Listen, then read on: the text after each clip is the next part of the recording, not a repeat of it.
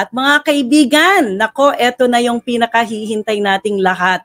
Joining us in the program, ladies and gentlemen, is Attorney Roy M. Seniers Jr., President of the OFW Family Club, our champion in advocating the welfare of OFWs.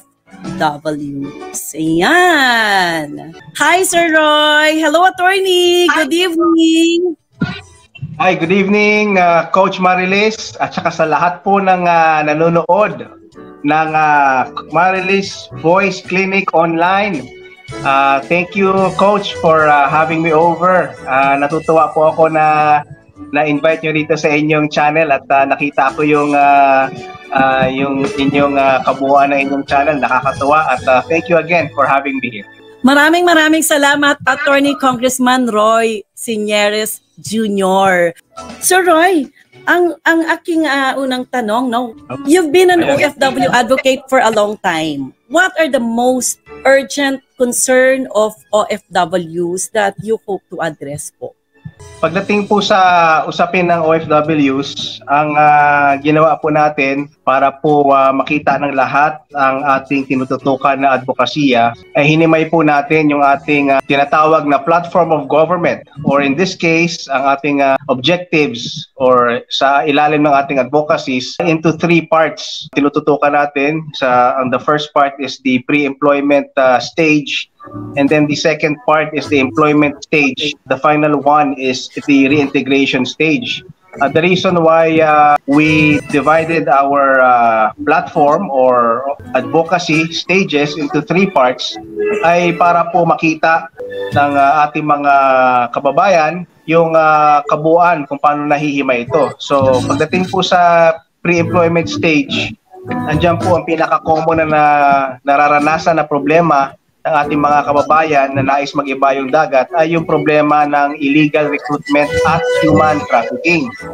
Pagdating naman sa employment stage, pag nandun na sila sa ibang bansa, ang usual po na natatanggap natin ng mga request for assistance, ayan po yung may mga kinalaman sa delayed na sahod, hindi binabayaran, at yung mga iba pang mga paglabag sa kontrata ng ating kababayan. Pati na rin, may kinalaman sa pagtrato sa kanya, lalo na pag yung mga trabaho ay nasa vulnerable sector tulad ng ating mga household service workers or domestic workers. Pagdating naman po sa reintegration, ang common po dyan ng mga tanong, Coach, ng ating mga kababayan is yung mga nais na mag-for good, yung mga benepisyo po na nais nilang matanggap after sacrificing for so many years.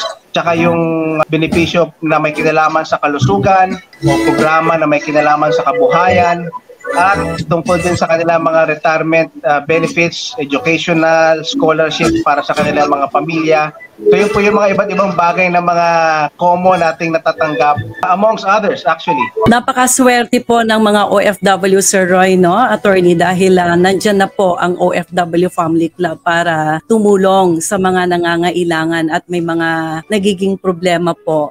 What is one of the biggest challenges faced by Filipino migrant workers, sir, na na-encounter niyo po? Ang challenges po dyan, una sa lahat, na hindi po talaga natin matalikuran or walang pinipili sa kung ano man ang background mo, kung ano man ang katayuan mo, yung tinatawag na homesickness. Pag nandito po tayo sa ating bansa, na nakikita pa natin yung pamilya natin, at mas madali ikondisyon ang ating sarili dahil nakikita pa naman natin sa kanila, pagamat alam natin na magiging malayo tayo sa kanila. Pero once talaga na ang ating kababayan ay nandun na mismo sa bansa kung saan po siya nagtatrabaho at ito po ay nahiwalay siya sa kanyang pamilya, after some time, it depends, mga 1 month, 2 month, natatamaan po talaga sila ng homesickness, at matindi po ito kasi ang epekto po dito sa ating emotional, mental status ay depende yan sa katatagan ng ating kababayan.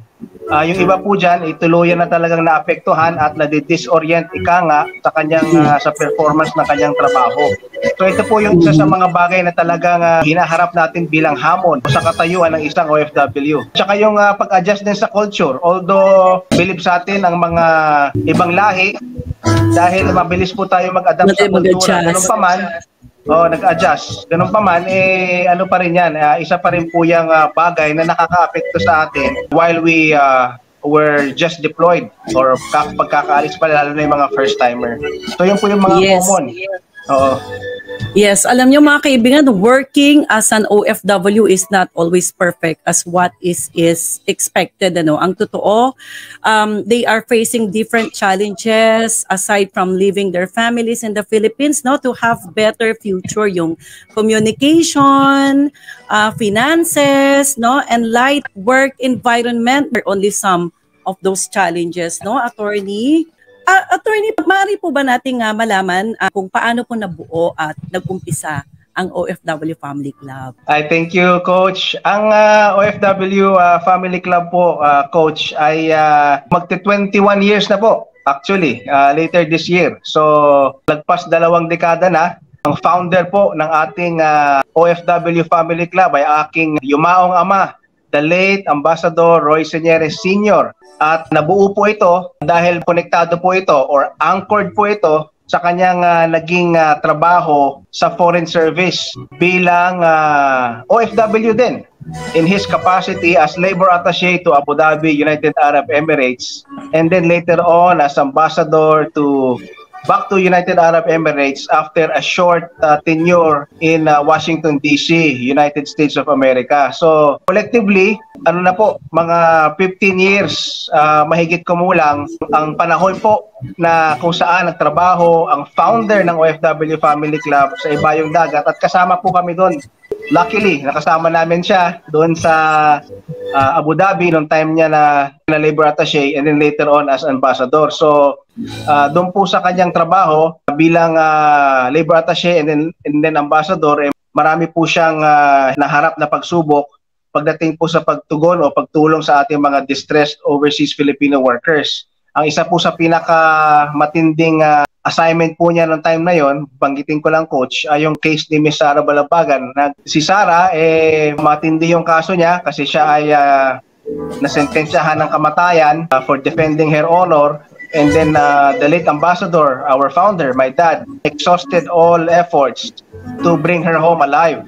At yun yung isa po sa naging rason kung bakit nabuo yung OFW Family Club, because after his tenure as ambassador and coming back home, marami pa rin po tayong mga kababayan na lumapit sa kanya para humingi ng tulong. So, minabuti na po ng ating founder na gawin ng following his calling, buuin na itong OFW Family Club na ang layunin po ay tumulong sa ating mga distressed OFWs at gabayan sila at ipagsama sila sa ating samahan para palakasin ang kanilang boses.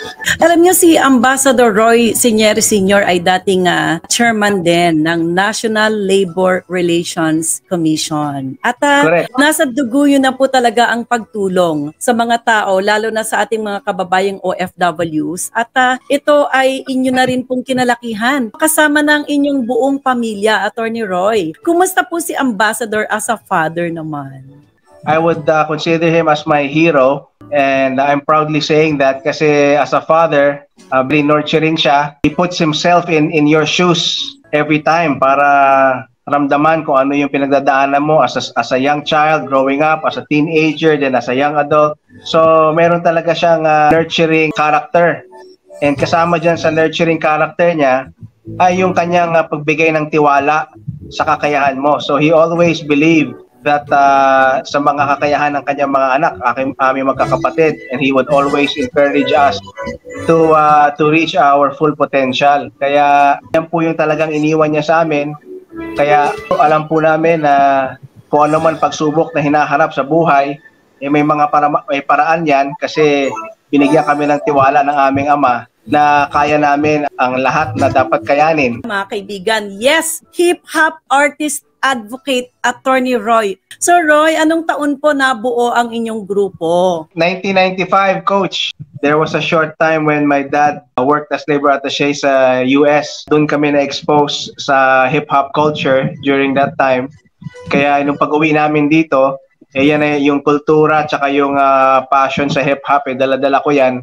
The rest is history. We were given an opportunity under Universal Records Kaya doon ko na-express din yung aking pagmamahal sa music. Alam niyo po ba mga kaibigan na sila ang principal author no ng OFW Family Party List RA 1164 known as Act Creating the Department of Migrant Workers at saka Q Asia Icon Award 2019 presented by the Q Asia, an Outstanding OFW Advocate 2019 presented by OFW Veterans Association at Most Outstanding Public Servant Exemplary Role in Assisting Distressed OFWs 2018 no presented by Ambassador Sultana Mudarrisulail A. Kiram no the Royal Kingdom of Sulu. At mabuhay po kayo Attorney Congressman Roy Jr. at ang buong team ng OFW Family Club Incorporated. Alam nyo, hindi ko na po kayo